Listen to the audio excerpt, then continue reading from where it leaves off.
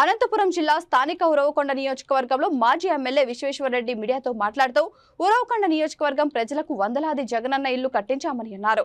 YCP ప్రభుత్వ హయాంలోనే ఉరవకొండకు నీటి పైప్ లైన్లు సీఎం జగన్ ఆధ్వర్యంలోనే వేయిస్తున్నారని అన్నారు.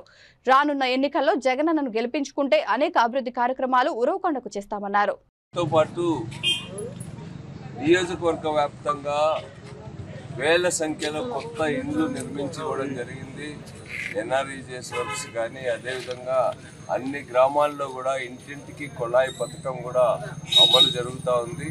జగన్మోహన్ రెడ్డి గారు ముఖ్యమంత్రి అయిన తర్వాత ఉదిరికొండ నుంచి ఉరవకొండకు పైప్ లైన్ ప్రాజెక్టు శాంక్షన్ చేయడమే కాకుండా ఈరోజు 10 కోట్లకు సంబంధించిన టెండర్స్ కూడా ఇచ్చారు. టెండర్స్ వేసినటువంటి వాళ్ళు వర్క్ చేయడంలో కొంత జాప్యం జరిగింది. అదేవిధంగా ఈరోజు మన టౌన్కి సంబంధించి కూడా ప్రతి ఇంటికి కొళాయి ఇచ్చే కార్యక్రమం కూడా కొంతమేర జరిగింది.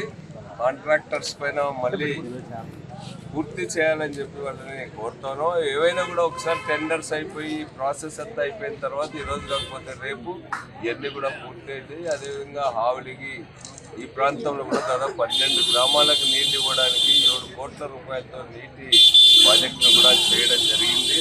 బ్రహ్మాండమైనటువంటి లేఅవుట్స్, బ్రహ్మాండమైన ఇండ్లు నియోజకవర్గ వ్యాప్తంగా కూడా ఈరోజు నిర్మాణం అవుతున్నాయి.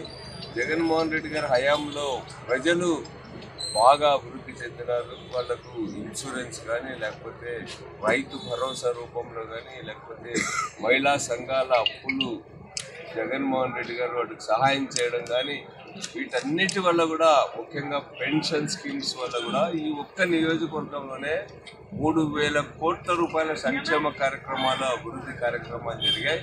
ఈ పద్ధతుల్లో ఎవరి హయాంలో కూడా జరగలేదు. ఈరోజు చంద్రబాబు నాయుడు గారు కానీ, కేశవ్ గారు కానీ అభివృద్ధి ఎక్కడ జరిగిందని అడుగుతూ ఉన్నారు. కళ్ళు తెరిచి చూస్తే తెలుస్తుంది. వాళ్ళు కళ్ళు కబోదులు వాళ్ళంతా కూడా. అందుకనే వాళ్ళకి వినపడదు, కనపడదు. ఎలక్షన్లో ప్రజలు రుజువు చేస్తారు. ఈసారి పెద్ద మెజార్టీతో వేవ్ ఉంది జగన్కి అనుకూలంగా. జగన్ గారు పెద్ద మెజార్టీతో రాష్ట్రంలో ముఖ్యమంత్రి కాబోతున్నాడని తెలియజేస్తారు.